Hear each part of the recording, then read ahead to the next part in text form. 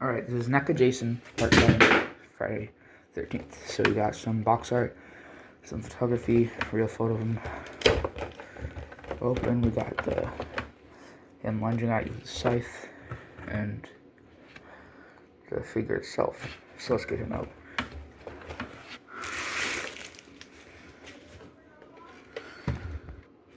So let's get him in the box.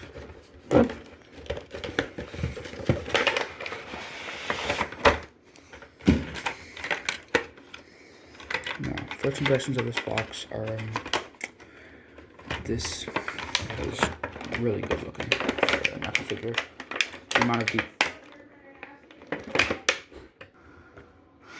Alright, so this figure itself, he's got an alternate head sculpt, 2 extra hands, some gardening tools it looks like, a machete, a butcher knife, a fireplace spike I think, and an axe.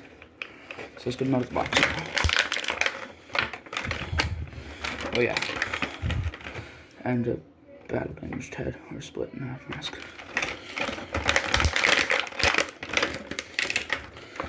And his scythe.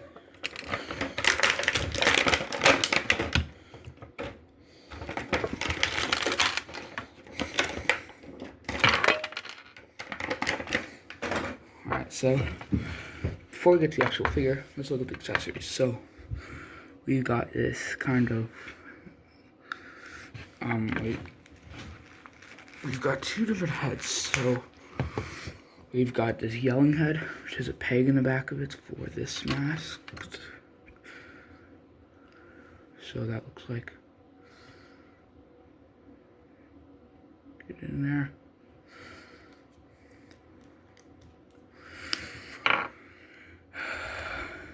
Like this. And we also have a kind of basic kind of expression for his face. And we have this kind of normal mask, which can be taken on and off of the figures. Also, good for both head sculpts, it can be on and off of it. So it's pretty cool. Now for hands, he comes with some like resting hands, which you can't actually put anything in. There's no items, weapons can go in these hands, but this one's cool because it's kind of like mid-grab almost for this hand, and this one's kind of like more opened. And then we've got 2 fist hands like this, which are for holding the weapons. Now for actually weapons, he comes with this weed whacker, I think. With like a little engine in the back for gas, or I think.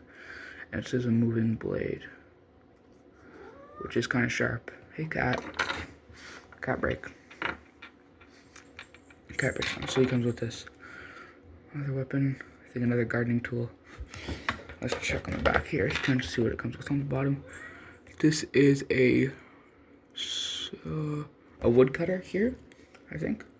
And then this is the bush cutter, I think. He comes with a bloody fireplace spike with a little nail in it on the end there.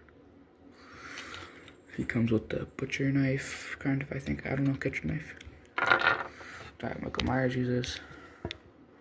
It's an iconic weapon. A sickle. Fire axe. I think he uses a lot in this movie, and his iconic machete. I'm not sure if you're actually meant to do this with it, but you can actually stick the machete into the mask with a little bit of force. Let's get that right in there. There we go. Like this. Oops. So now let's actually get to the figure. Put his head back on him and his hands back on first. Oh, my camera's falling.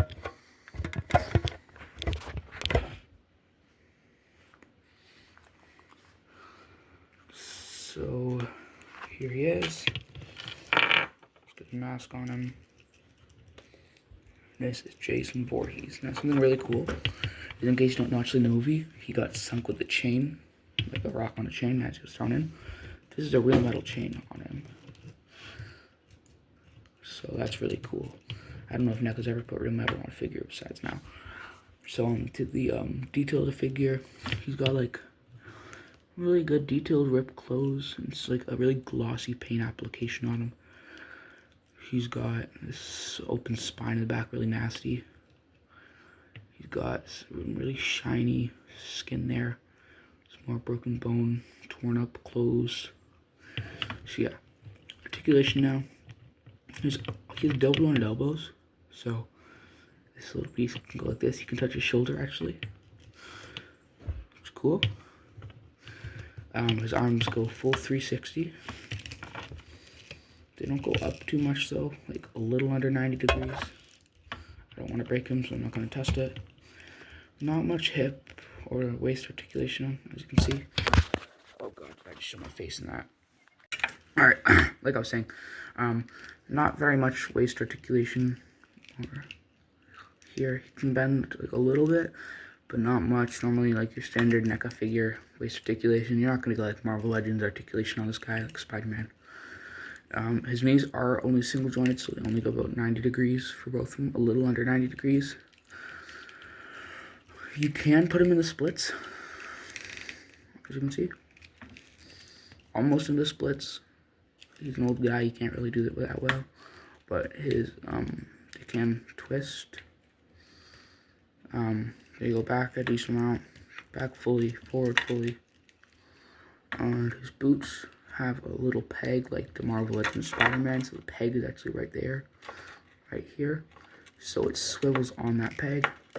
Unfortunately, it doesn't swivel very well, but as you can see, like that. So yeah, now let's get into some posing for him. A pretty basic pose you can do is like his machete wielding pose, so let's get that separate. Let's get this holding hand on. As you can see, this hand on. Look at his machete. Just kind of slide it in there. The machete is a little tricky to get into for the figure. It does take a little bit of work, but you can get him after, like that. So yeah, got his machete in now. You can do Jason stuff with his machete now, like killing campers. Now, one accessory I am kind of worried about breaking is this piece. Mainly, I'm worried about it breaking on this actual pole. It is a little bit bendy, but I don't think it's meant to be bent. This little trigger there, little pieces on here like this guy, this little ripcord, it looks really brittle. This saw blade could be really brittle too, kind of wiggles a bit. And also these weapons like this knife, the machete, they're really brittle too, they're really thin, so yeah, take a break. Also, this guy's 7 inches tall, about 7 inches. I don't have a ruler on me right now, but I read it, or not read, I looked at it before. About 7 inches tall. So, here's him with his axe now. Just staring you dead in the eyes. He's about to swing it at you.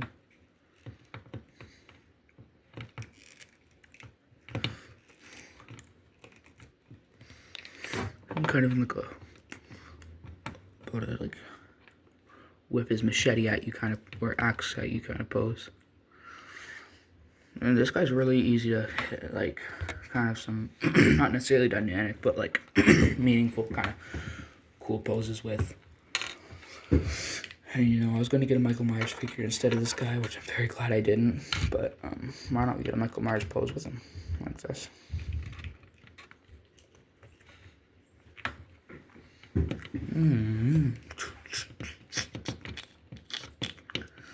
So yeah, we can kind of have like his knife kind of like that upside down on his hand. And wow, like I said, very brittle. Mine almost just broke then. Wow. I don't really like this fireplace spike very much because it's really hard to put into the hand. It doesn't fit very well. But I guess you get that too if you want, like stabbing someone in the head with it. And then also the sickle one-handed piece. This guy looks very brittle on there. That guy might break off easily. so be careful with that.